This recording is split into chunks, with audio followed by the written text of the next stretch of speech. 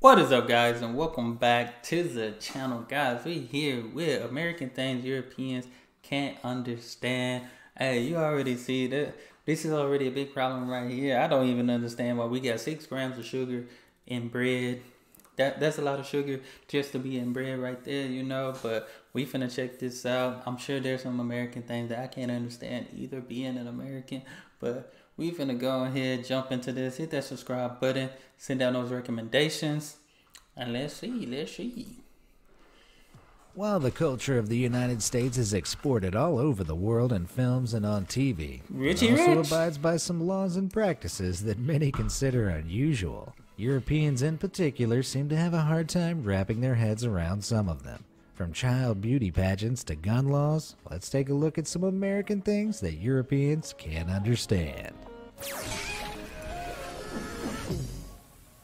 Sick of commercials. Facts. If you're a European enjoying a cozy night in on the couch in America, some of the stuff on TV may shock and surprise you. And no, I'm not talking about Keeping Up with the Kardashians. I'm talking about commercials, which arrive so frequently it makes watching TV feel almost unbearable to anyone. Hey, this is this is one of those things that I really can't stand, because you will watch a show and realize that these commercials are just as long as the show you're watching, especially from back then. But now they have ads on every streaming service, and it really ruins the purpose of that show, that movie. If you have ads in between, man, I feel like it's worth it to pay to get the ads off of there, because it's ridiculous. Accustomed to it. Seals links instantly. Use it on Especially pharmaceutical commercials, which usually show grumpy men and women turned into smiling, happy people by the product being sold. These are usually followed by an almost comically long list of potential side effects spoken at double speed, like Ambien ad. As well as abnormal behaviors such as being more outgoing or aggressive than normal, confusion, agitation, and hallucinations may occur. Don't take it with alcohol, as it may increase these behaviors. Allergic reactions such as shortness of breath, swelling of your tongue or throat may occur, and in rare cases may be fatal. Side effects may include next-day drowsiness, dizziness, and headache. In patients with depression, worsening of depression, including risk of suicide. Dang. These types of direct-to-consumer... That's crazy, because some people will still be like, where do I buy this? In patients with depression, worsening of depression, including risk of suicide, may occur. These types of direct-to-consumer commercials peddle prescription drugs, which is an advertising standard that was rejected by the European Commission back in 2002. The Commission stated that pharmaceutical companies were unable to provide impartial information on their medicines. If that's the case, why is it practiced in America? Right. To put it simply, there's simply never been a federal law passed to outlaw the practice. This is in no small part thanks to the fact that direct-to-consumer drugs and their accompanying ads are a huge business. And in America, whether it's right or wrong, the rules tend to follow the money. Europeans might actually need a pill for the headache all those ads give them. They cause dizziness, loss of limb, telepathic powers, and a violent hatred of cheese. No place like home. Let's say you're a European who's just moved over to America. You found a house in a nice residential neighborhood, and you're going through your bills. Rent, water, gas, electric, all seems in order. But wait a second. What's a homeowners association fee? To a native, that's a pretty obvious question. But for Europeans, it's an unwelcome surprise. Yeah, I feel like it's one of those things, you know, they want to take better care of the community and different. But I feel like there's no purpose in paying for that when all it is houses. Like, I know some communities, they have playgrounds for kids, they have basketball courts, they have swimming pool. Like now you talking about something. Now you talking about some activity that can potentially go on in that neighborhood. But I don't feel like we should pay those a homeowner association fee if it's none of that. Because now it's really just everybody paying and worrying about their own yard, worrying about their own house type thing. But what are we paying that for when there's nothing in the community?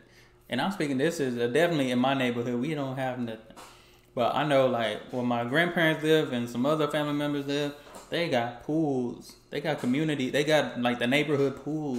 They got basketball courts. Like, now I can see why. To keep up with those things and have, for kids and families to be able to go somewhere and take their kids and stuff. Now it makes sense. It makes no sense when you don't have those things. These fees contributes to the local homeowners association, which is somewhat like a neighborhood watch, but managing funds to be reinvested into the community. It goes towards things like residential maintenance and common spaces, which keeps residents happy and property values up. With around 24% of all Americans living under a homeowners association, they pay $200 to $300 on average per month in fees to these entities. Now, while some Europeans might struggle with this concept, it was a form of governance that was actually invented by France back in 1804. The condominium law was exported to the US, where it became incredibly popular. So, for any European that wants to complain about homeowner regulations and fees, feel free to blame the French.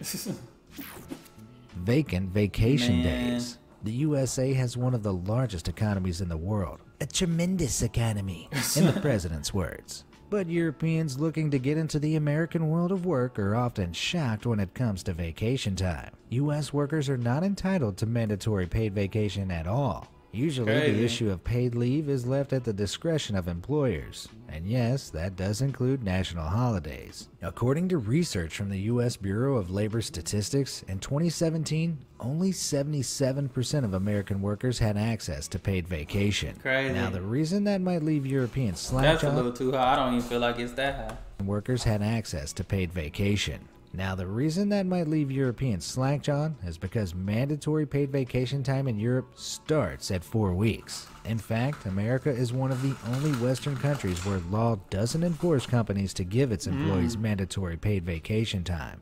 Don't believe me? Take a look at this map breaking down mandatory paid vacation time by country. Only the great countries are known not to give paid time off. It's a working culture that undoubtedly favors employers over employees. Americans might want to think about learning Chinese instead, as employers in China must legally offer 5 days of holiday. Although that is after one continuous year of work. Win some, lose some, I guess. Crazy.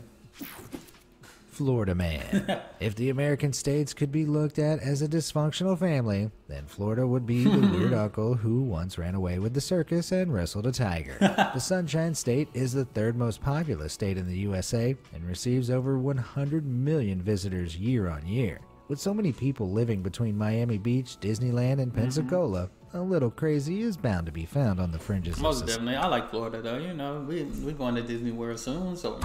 Beach, Disneyland, and Pensacola, a little crazy is bound to be found on the fringes of society. But what Europeans aren't prepared for are the crazy antics of Floridians that make daily headlines. From Florida man believed that he was half man, half dog in March 2019 to Florida man robs bank, strips naked, then runs down the street throwing stolen money everywhere in July 2017. You can search the internet for almost any day of the year and find a headline announcing, Florida man has committed an utterly baffling crime. There doesn't seem to be an equivalent for any European countries, although the UK comes close with some of its questionable journalism topics like, Britain's fattest woman ate fridge and died. Let me know the funniest local headlines you've ever seen at stories@beamazed.com. VAT trouble. In Europe, like most of the world, tax is built into the price of items in-store and online. So what you see on the tag is what you pay. But Europeans visiting an American store might be left doing a double take at their bill when they reach the register. It makes no sense. We only have we only have a fast food joint that actually give the actual price. Everybody else, the extra 16, 20 cents when they should have just added that extra 16 to 20 cents to that price. American store might be left doing a double take at their bill when they reach the register. There is no national sales tax or value-added tax in America. Instead, American taxes differ by jurisdiction, of which there are around 7,000.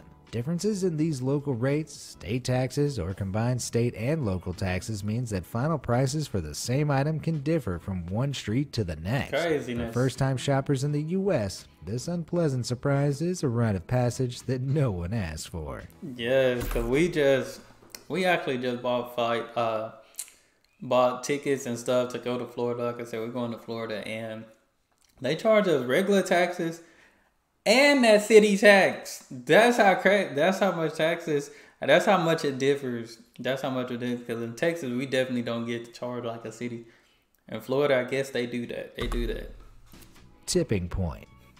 A meal at a restaurant can be a real treat, but Europeans visiting America sometimes stress about the tip. Although tipping anywhere up to 20% seems normal to most Americans, there's no such obligation in Europe. Indeed, it's mostly seen as a bonus reward for good service, and in some European countries, it's even considered rude and excessive to leave a tip. The American federal government, however, states that tips can be used to satisfy the difference between the employee's hourly wage and the standard minimum wage. This means food servers, valets, and in-house staff in certain states can be working for a federal wage of just $2.13 per hour, Sad. which is about €1.96. So if you're a European visitor to the States, get ready to factor in your tip to the overall price of your meal. You might well be contributing to a struggling waiter's rent. And I know some of them didn't say, they didn't mention gratuity. Like if you have 8 or more like guests at a table, they charge gratuity to the point where you don't even have to leave a tip because they already factored in that tip with the gratuity. And sometimes it may be 20% or it may be a little bit more. I don't really know how it would work. But on a total bill, they factor in that gratuity and there's nothing you can do about it. You know, I had a bill. Yeah, I think it is 20%. It gotta be the highest. It's gotta be the highest. I don't really know how gratuity works when it comes to percentages. I just know that if you got 8 or more people and you go to a certain restaurant, they automatically do it. So you have no choice but to pay it. Child beauty pageants. If you've ever been unfortunate enough to have watched an episode of Toddlers and Tiaras on TLC, I think you might side with the Europeans on the next matter. Child beauty pageants are common across America and usually consist of dolled up little girls being thrust onto a stage to entertain a crowd of screaming moms. It's truly bizarre. But what's equally strange is how the craze got started. Child pageants originated from American Better Baby contests in the early 20th century. Babies would be scored on characteristics like weight, quality of skin, and face shape, supposedly in the name of helping to educate mothers on best practices for healthy babies. But of course, it wasn't just for education purposes. There were also cash rewards and trophies for top-ranking toddlers. Bragging rights. This has slowly devolved into the bedazzled tradition of pushing a child on stage in full makeup and styled hair to do a dance routine for prize money. Although some European countries host similar but smaller events, others like France have gone as far as to ban all such pageants, claiming they're an unhealthy way to treat young girls. If you ask me, their general creepiness alone should be enough to slam the brakes on child beauty pageants. Facts. Honey Boo Boo? No thanks. Honey Boo Boo. Size is everything. busting out that According to an old saying, everything's bigger in Texas. Facts. But if you're a European, you'll probably think that about all of America, right down to its people. It's no secret that America has a little bit of a weight problem.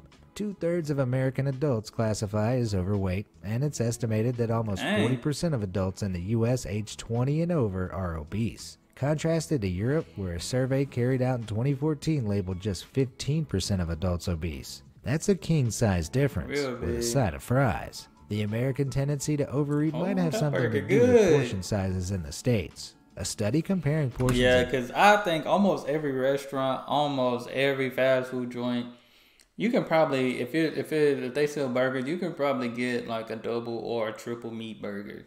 I ain't even gonna lie to you. You can get a double or a triple, no problems. It's already on the menu type. Paris and Philadelphia revealed food outlet portions were 25% larger in Philly. And a review of 17 different single-serve foods like yogurt and candy bars found that 14 of them were bigger in Philadelphia. While a one-state to one-country comparison doesn't necessarily represent the whole, Europeans on social media often comment on how much bigger everything seems stateside. Have you noticed this difference in portion sizes? Let me know in the comments. I think people do those like food competition where they offer like it's like a challenge type thing. So that did. But these don't look like challenges. Bonus points for food puns. Oh, sugar. Living in America can really give you a taste for the sweet life, but your teeth won't thank you for it. Why? Well, some American foods and drinks have been found to contain huge amounts of sugar compared to their European equivalents. Some common bread brands contain up to 6 grams of sugar per serving, 6 times the amount found in European counterparts. But it doesn't end there. Taking a look at Pizza Hut's sugar content reveals most of their stateside pizzas have close to double the amount of sugar per slice as European versions. And in Starbucks, a UK venti white chocolate mocha will contain 62.4 grams of sugar. But in America, that shoots up to 72 grams. I've heard of sweetening the deal, but any Europeans making the trip across the Atlantic might leave suffering from the toothache. Gaps in the market. European standards of building a public restroom involve plenty of privacy, mainly in the form of cubicles with doors that are more door than gap. Seems obvious, but it's a standard that Americans just can't seem to adopt. With ridiculously large gaps at the top, bottom, and sides, it makes for a truly uncomfortable first visit to an American toilet for unwitting visitors. On their first time, Europeans are left feeling especially susceptible to unwelcome visitors and peeping toms. Some people even resort to taping up the gap to prevent prying eyes looking in. But as strange as the design seems, there are some theories as to why Americans build their stalls this way. For a start, high floor gaps allow for easier cleaning, and they do make it simpler to pass toilet paper from one cubicle to another. On top of that, the vertical gaps act as a deterrent for anyone. Usually if you go into a restaurant, you should see if there's tissue in there first before you sit down and stuff like. You got to check and make sure, so you won't have to pass some tissue over. Of doing anything naughty behind closed doors, but there's always the chance you might accidentally get a real eyeful. Maybe just close your eyes before entering any American restrooms. Triggered. It strikes many Europeans as a bit odd that in America you can pick up your groceries from one aisle of a store and a gun from another. Walmart. Indeed, you can buy guns over the counter in places like Walmart, and ammo can be found in pharmacies. That's crazy. But seeing as guns are still legal in many parts of Europe, what is it that Europeans find weird about the gun-loving, rifle-wielding, Second Amendment-touting American citizen? It might have something to do with America's gun-related death rate, seeing as per capita, there were 12 gun-related deaths for every 100,000 people in America in 2017. Very few European countries exceed 3 gun-related deaths per 100,000 people, and none even come close to America's 12 per 100,000. The causes of the problem are fiercely debated, but it might have something to do with how easy it is to buy a gun. Yeah, because it's ridiculous. We actually just had, it was a mass shooting just a couple of days ago. God killed like 10 people in a store, like no reason at all. He probably had a reason, probably like a racist or some type of other agenda, but dude went into a place and killed people he didn't know. That's ridiculous. Like, that's super ridiculous. Background checks are usually carried out, but a research survey from Harvard in 2015 estimated that a third of American gun owners have purchased a firearm without a background check. In Europe, many countries like Austria and Germany require would-be gun owners to go through a rigorous 7-step procedure before owning a gun. Which makes sense. High-caliber handguns are outright banned in the UK, and many categories of semi-automatic weapons are illegal to own across Europe. It's simply much harder to legally purchase a gun in Europe than it is in the US, which I'm sure is a trigger point for some. Have you noticed any crazy world we live in? You know, like you said, you can pretty much go to a store, you can get all your grocery shopping done. Then, you know what? This Glock look a little nice today. Let me go ahead and grab that. Sad world. But guys, definitely enjoyed this one. Y'all make sure y'all send me some other things that you want me to check out. Some maybe some European things that seem weird to Americans. I can check that out, or that Americans will understand. But that's all I have for this video. Y'all hit that subscribe button. Send down those recommendations. Y'all be blessed, be the best, and be you. I'm out.